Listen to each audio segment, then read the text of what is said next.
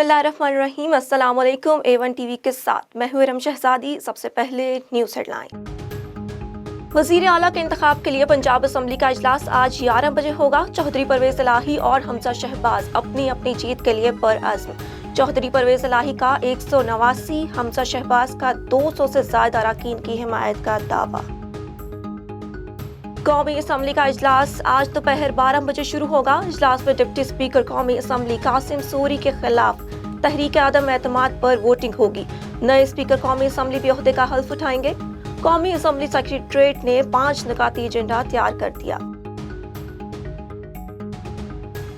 वज़ीर आज़म शहबाज शरीफ का सुबह सवेरे रावल चौक फ्लाईओवर का दौरा, तामीराती काम का जायजा लिया।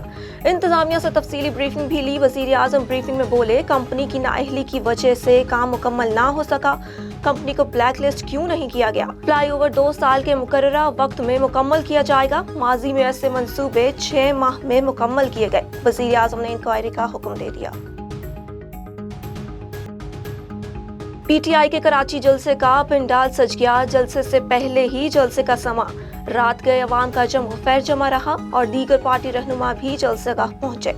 अवामी इज्तिमा से खिताब किया। इमरान खान आज जलसे से खिताब करेंगे। साबिक वज़ीर आज़म ने वीडियो पैगाम में कहा कि बैरून मुल्क पाकिस्तानी हुकूमत के खिलाफ मुहिम चलाने के लिए फंड्स दें। इंसानियत की खिदमत करने वाली बिल्किस एदी इंतकाल कर गई। नमाज जनाजा आज नमाज से ज़ोहर के बाद कराची में होगा। तदफीन सरकारी एजाज के साथ की जाएगी। सिंध हुकूमत का सोग का ऐलान। बिल्किस एदी को दिल, सीने और शुगर का मर्ज लाहक था।